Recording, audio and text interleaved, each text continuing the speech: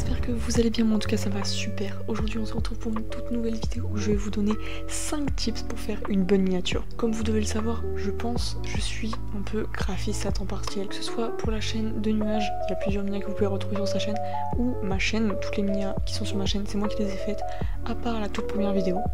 Donc j'avais fait une ancienne vidéo où je vous montrais comment je faisais mes miniatures de A à Z. La vidéo fait 40 minutes, c'est extrêmement long, et j'avais dit à la fin de la vidéo que j'allais faire une version plus courte avec juste les infos clés importantes pour faire une bonne miniature. Donc c'est pour ça que j'ai relevé 5 tips qui sont extrêmement importants selon moi quand je fais mes miniatures.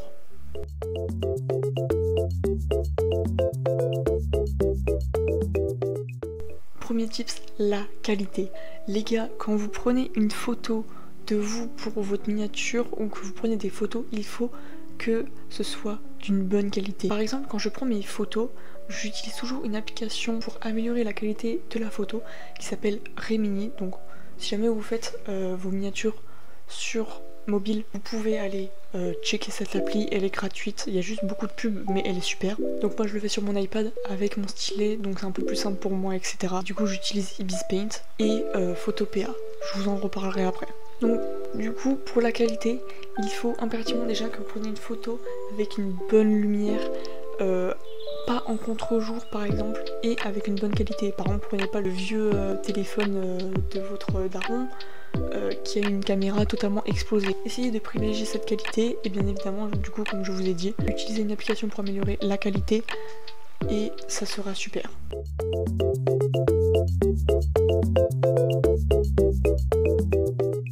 Deuxième tips, si tu fais une vidéo gaming, une vidéo divertissement ou une vidéo tuto, la miniature ne sera pas la même. De même si tu es un petit youtubeur ou un youtubeur qui est déjà assez connu. Par exemple, prenons deux exemples. Une miniature d'Inox et ma miniature. C'était une vidéo les pires dilemmes. Je ne l'ai pas encore fait, mais la miniature c'était celle que j'avais utilisée pour le tuto minia. On voit que Inox a fait une miniature très travaillée, très photo et assez réaliste, tandis que moi j'ai fait un truc très simple et qui est percutant et on comprend tout de suite très bien le concept. Pas besoin de faire une minia à la Inox Tag ou Michou ou encore d'autres youtubeurs assez connus qui font des trucs assez stylisés, assez réalistes comme une photo. Il faut faire un truc très simple avec une composition très simple pour qu'on comprenne directement le concept de votre vidéo. Pour cela, vous pouvez tout simplement dézoomer votre miniature pour voir un peu si de loin la minia est percutante ou pas, si on comprend le concept ou si il faut mettre plus en avant un élément ou pas.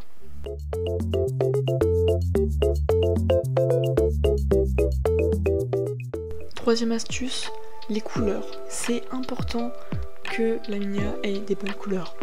Par exemple, si une minia est trop terne, trop pâle, elle ne sera pas attirante.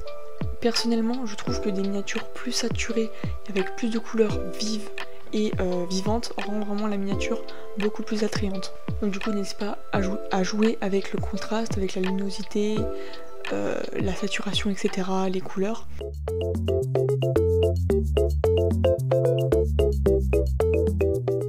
Quatrième astuce, il ne faut pas que votre miniature soit trop chargée.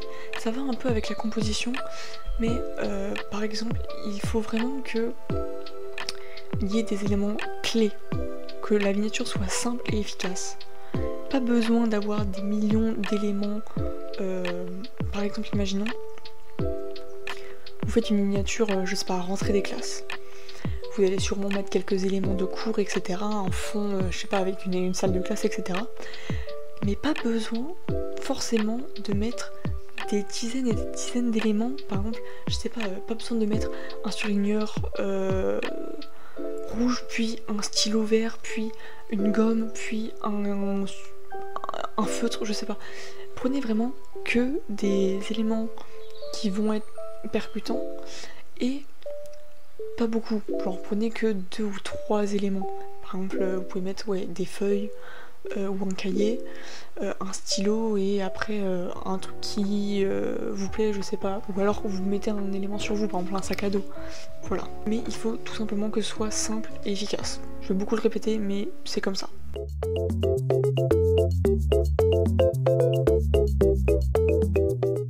Cinquième et dernier tips, le caméra raw. Donc si vous savez pas ce que c'est le caméra raw, c'est un peu les ajustements et les améliorations finales qu'on fait sur une miniature.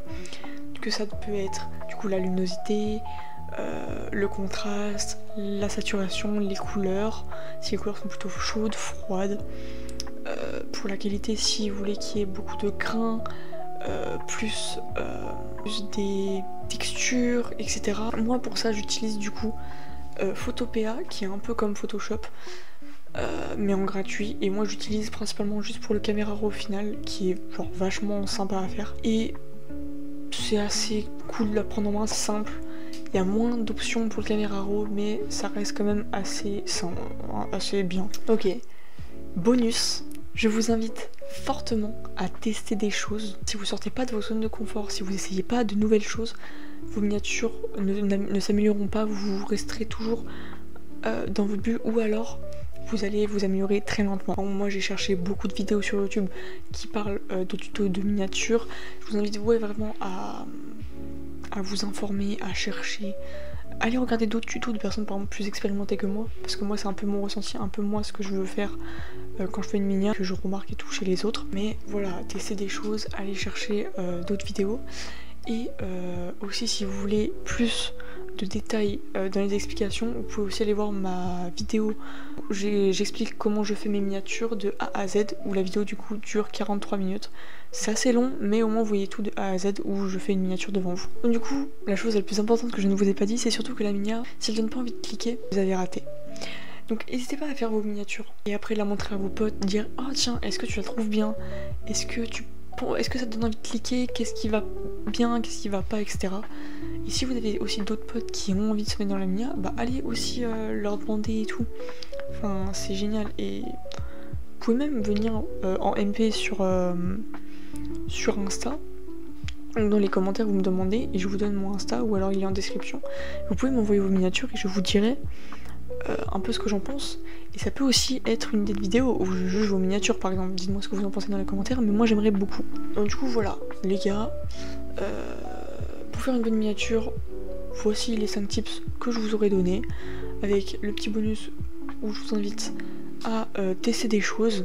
Comme quoi, en soi, pour faire des miniatures, on n'a pas forcément besoin de se payer Photoshop ou de le crack, etc. En soi, je sais que Photoshop, ça peut faire step up vos miniatures, ça c'est sûr. Mais bon, avec Ibis Paint, personnellement, je m'en sors déjà très bien, Photopea, etc. Ça dépanne, ça aide, et j'arrive à peu près, pour compenser, c'est bien. Donc si jamais vous êtes habile, vous avez une tablette ou un stylet, etc.